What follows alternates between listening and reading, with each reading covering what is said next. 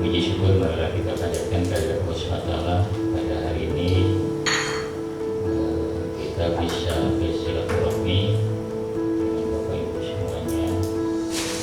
Sebelumnya kita berkenalan dengan pertama tentunya dengan peneliti utama Pak Dr. Amir Dr. Amri. Beliau dosen di Universitas Kabupaten Bogor. Ini Pak Amir hadir, Ibu Destina Solo, dari Solo. Bapak dan Bapak Ibu Sakit dari Universitas Surabaya. Universitas Surabaya. Ibu Lilit Wulandari dari Makassar. Ibu Hani, Hani ya? Oh, Ibu Hani Wahyuni. Ini dosen juga di Surabaya, Universitas Surabaya. Tapi lagi kuliah di UM-nya. Ibu Olivia Hadirawan. Oh, ini dari Jakarta.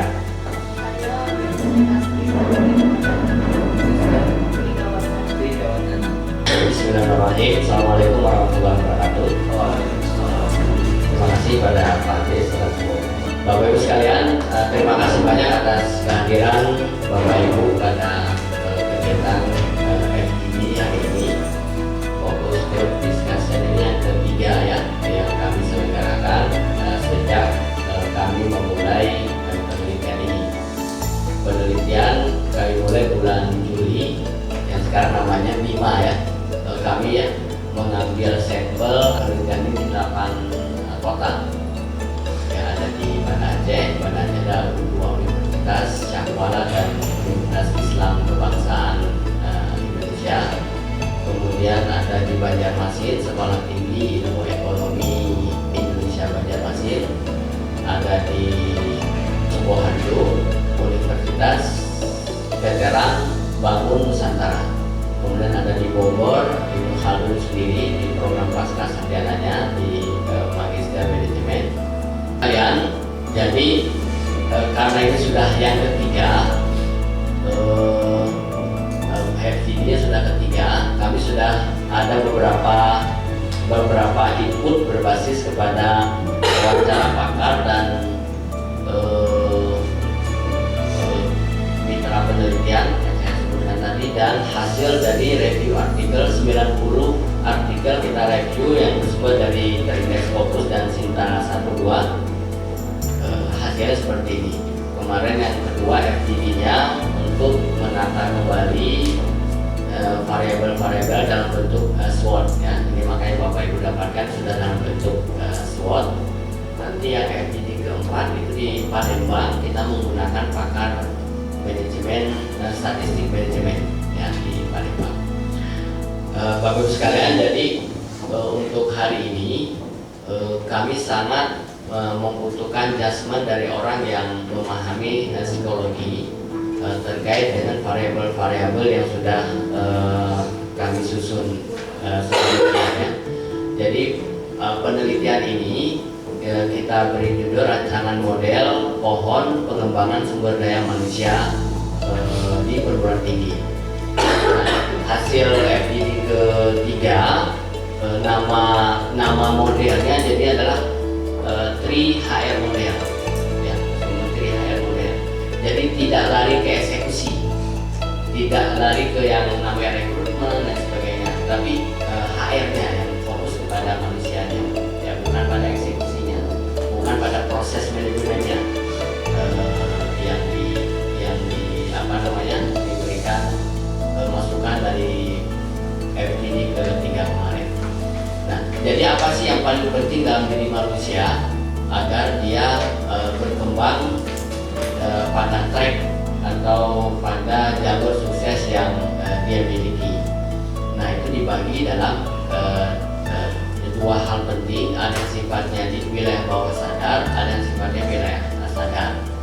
Nah, kami mengambil penelitian ini berbasis kepada Quran Surat Ibrahim ayat 24 tentang perumpamaan pohon yang baik ya. Jadi di Al-Quran itu disebutkan alam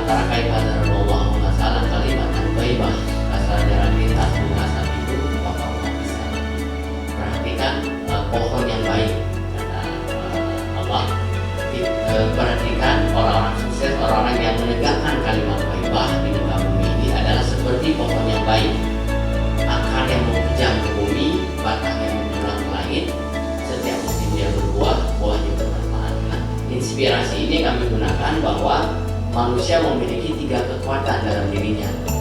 Ada akar sukses, ada batang yang terus tumbuh, ada buah dan daun yang dia bermanfaat bagi dirinya, bagi kehidupan, dan bagi orang lain.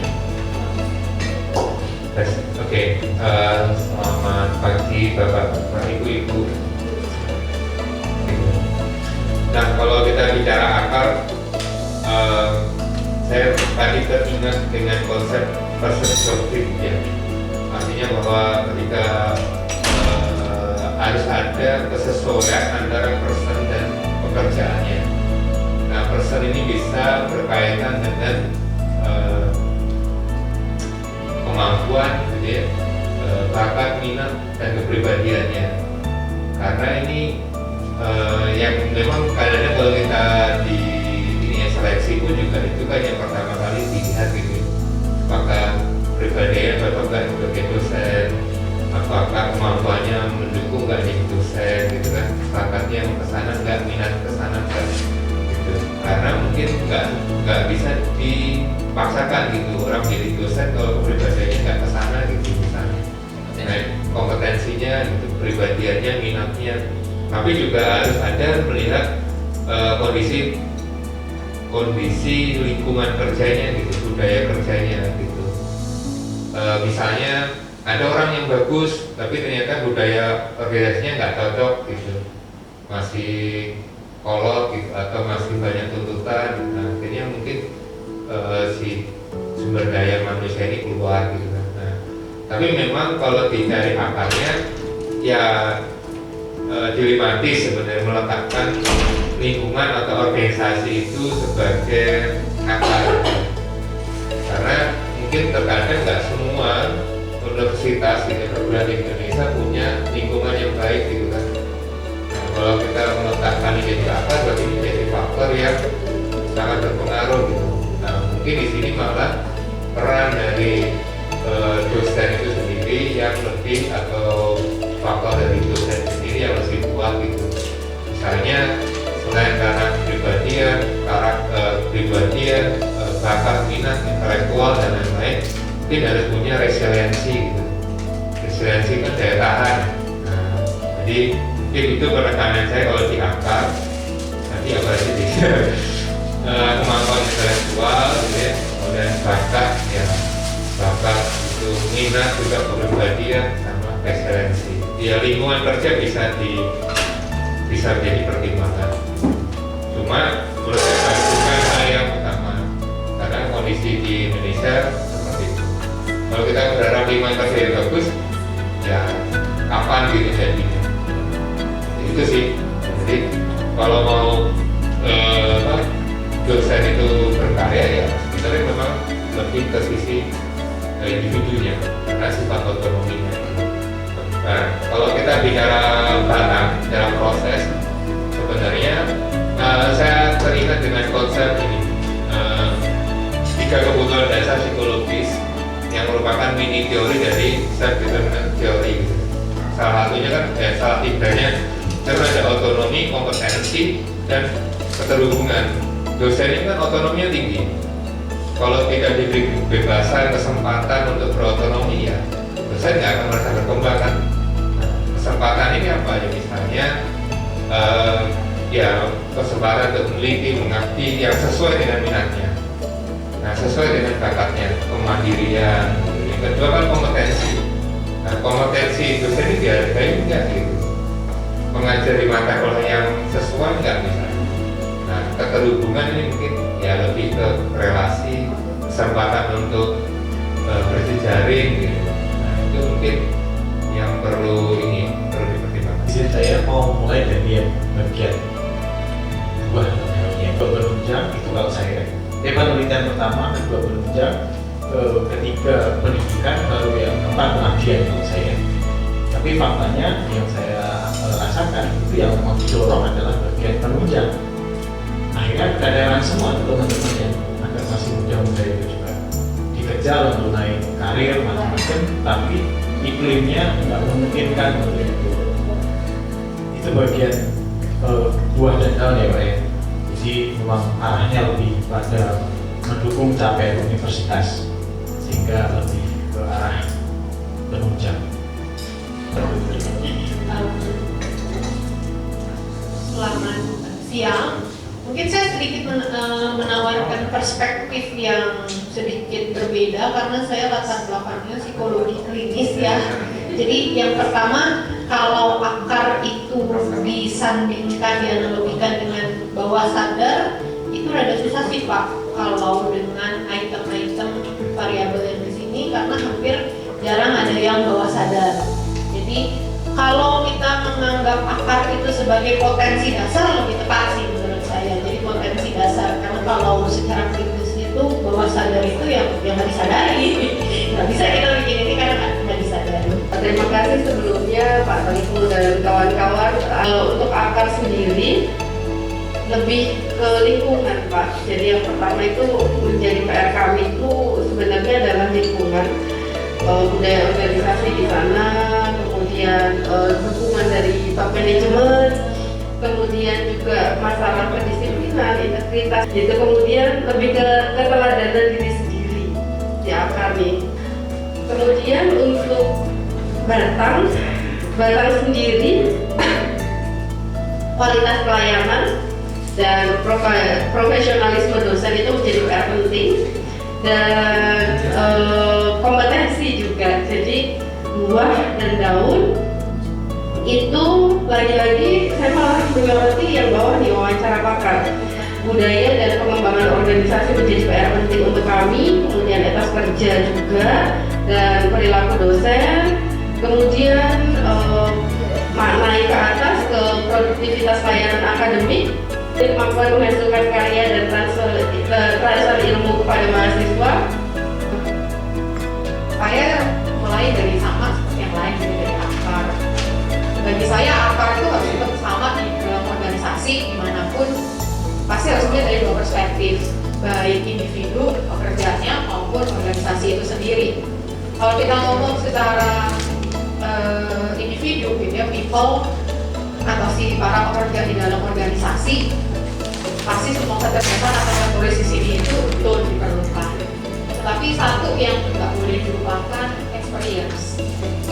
Apa perspektif tadi, saya cuma mau mengurutkan saja Pak ya dari beberapa variabel-variabel yang ada di sini. Mungkin memang yang paling terpenting dari akarnya yaitu adalah integritas. Kalau dari saya Pak, soalnya kalau ngomong integritas, komitmen pun sudah masuk gitu. Dan itu juga termasuk salah satu yang paling terpenting dalam akarnya. Kemudian untuk di batang, saya lebih condong kepada pelatihan dan upgrading. Selain itu juga ada dukungan dan dukungan atau supportingnya. Jadi dukungannya itu mungkin dari universitas, baik dari segi materi ataupun dari pengembangan skill lainnya. Kemudian dari hasil tentu saja yang paling terpenting adalah produktivitas layanan akademik, dan tentu saja kalau kita lihat output dari tenaga pengajar kan memang tidak perguruan tinggi ya. Jadi itu termasuk hasil eksternal menurut saya. Dan hasil internalnya yaitu tentu saja ketika semuanya itu terpenuhi, kita juga merasa puas. Kemudian selain itu ketika dapat apresiasi itu akan semakin meninggikan motivasi kita lagi untuk semakin bekerja keras dalam universitas. Hal-hal yang mendasar seperti tadi akar dari seorang pendidik itu, ya mungkin yang pertama value sebagai pendidik itu apa? Mungkin itu harus disadari, mungkin dimiliki, walaupun pada akhirnya ya kondisi-kondisi tertentu banyak juga yang menjadi pendidik itu karena keterpaksaan, karena kondisi dan lain-lain. Tapi di satu hal yang perlu dimiliki saat sudah menjadi pendidik adalah value sebagai pendidik, yaitu niatnya untuk mencerdaskan anak didiknya juga kecintaan terhadap ilmu seperti itu, dan memiliki passion terhadap profesi pendidik. juga tadi masalah integritas ya. Integritas ini juga hal yang sangat penting dimiliki oleh seorang pendidik. Integritas ini sebenarnya penting untuk semua organisasi sebenarnya ya, baik itu pendidik, peneliti, juga pejabat dan sebagainya. Itu integritas sesuatu hal yang mendasar yang harus dimiliki oleh setiap orang, karena dari integritas itu kita bisa memiliki satu nilai kebaikan gitu ya, kebaikan yang akan kita pegang selama kita menjabat menjadi apapun. Saya ingat kalau teman-teman di Muhammadiyah itu ada, mereka sangat antusias sekali untuk menghidupkan organisasinya gitu. Mereka punya tagline hidup untuk Muhammadiyah, bukan mencari hidup di Muhammadiyah.